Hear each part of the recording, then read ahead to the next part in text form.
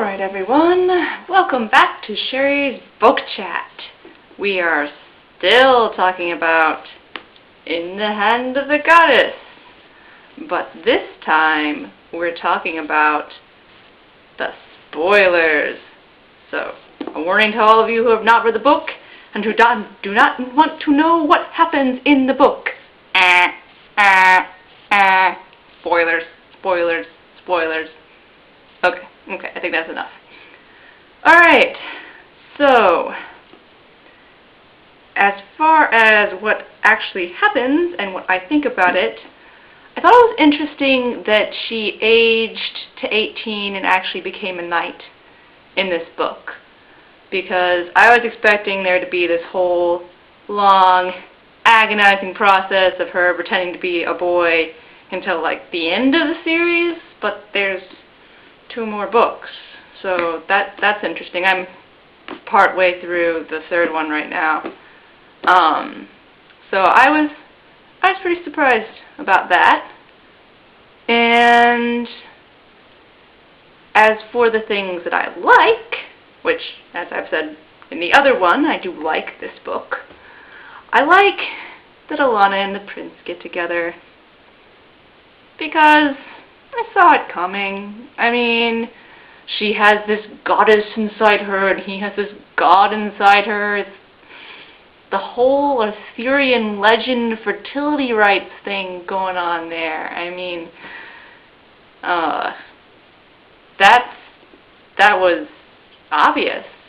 However, I'm a little concerned because I'm partway through the 3rd book, like I said, and I don't know if it's going to work out.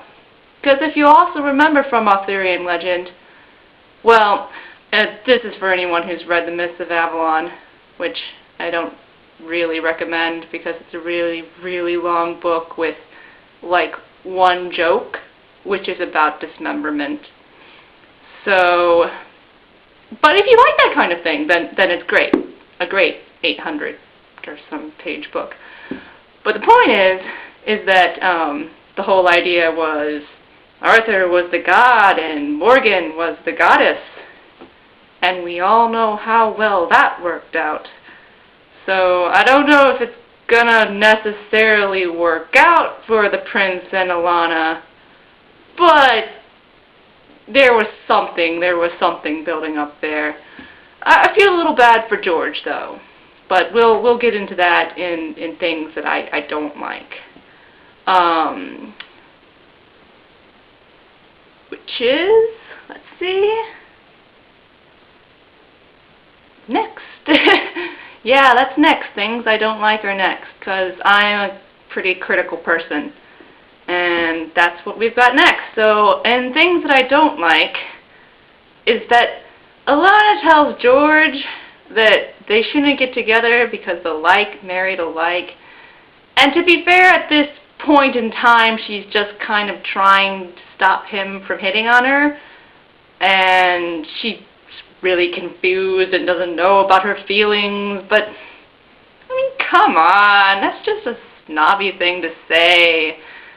And I don't really believe that she believes that herself, and I don't think the author's leading up for us to think that she believes that. So I didn't like that reference. And she also one time says that George is stalking her, which is a harsh word because it's not at all the case at that point in time or at any point in time. He just says that he loves her forever, which, you know, could constitute creepiness for some people, but I mean, he's Thief King. He's awesome. So, you know, I could be okay with it if she runs off with the prince or if she goes for George. But like I said, I don't know if it's going to work out with the prince. I just have this feeling that it might not work out. And I don't have a lot that I'm basing it on at the moment. But I think it might not work out.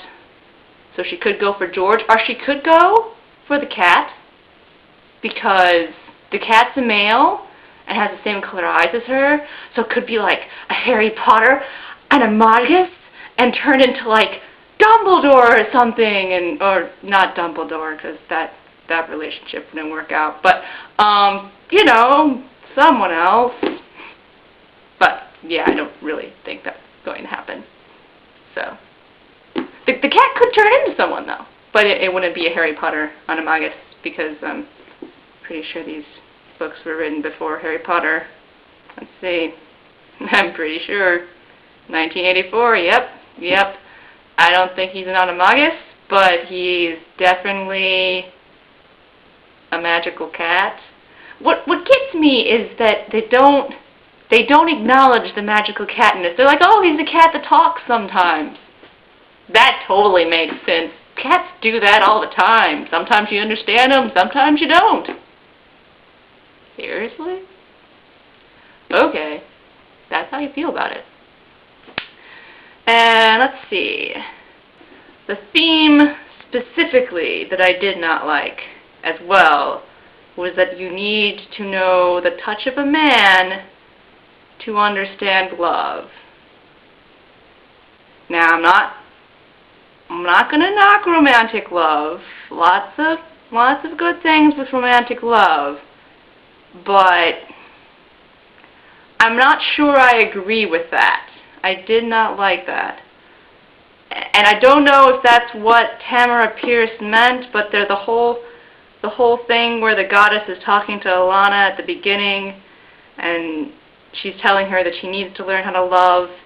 I felt like it was primarily telling her she needed to learn how to love a man, and not as a friend, but to love a man, and that this was vital to personal development. And I mean, Alana at this point in time is clearly repressing lots of hormonal urges. But I don't necessarily think that that's always a bad thing either, because the evil girl in this book, who's definitely going to turn up later and just, you know, do annoying things, but Miss Delia, who jumps into bed with anyone, which makes it kind of unbelievable for a medieval time period, because can we say easy? But of course, Alana then jumps into bed with the prince later on. But later on, and there's an emotional connection, whereas the prince was probably just reacting to hormones before that. But I like that her friends go like all hormonal crazy and she's just watching them. I think that's a good argument that you do not necessarily need the touch of a man to live a fulfilling life. Just a thought. Like I said, I'm not knocking romantic love. It's a great thing if you have it, but I don't think the people who don't have it leave sad, miserable, unfulfilled lives necessarily. Just how I look at it. So that's how I felt about this book in general. And as for the ending, where she rides off into the sunset with Coram, I mean, I get it. And it would have been too way pat and easy if she just married the prince or married the cat or, I don't know, become a lizard of some kind. But maybe not the lizard one. That would be rather difficult and strange. But I just, it made it hard to get into the third one, because as we all know, I wanted to see the relationships develop, and it's hard for them to develop when they're far away, except that now in the third one they're together again. But we'll talk about that later. Yeah, later. So that's all for this book chat. And that's all for In the Hand of the Goddess. Everyone say goodbye to the book. Next up, or if I have time, The Woman Who Rides Like a Man. Interesting title. Bye.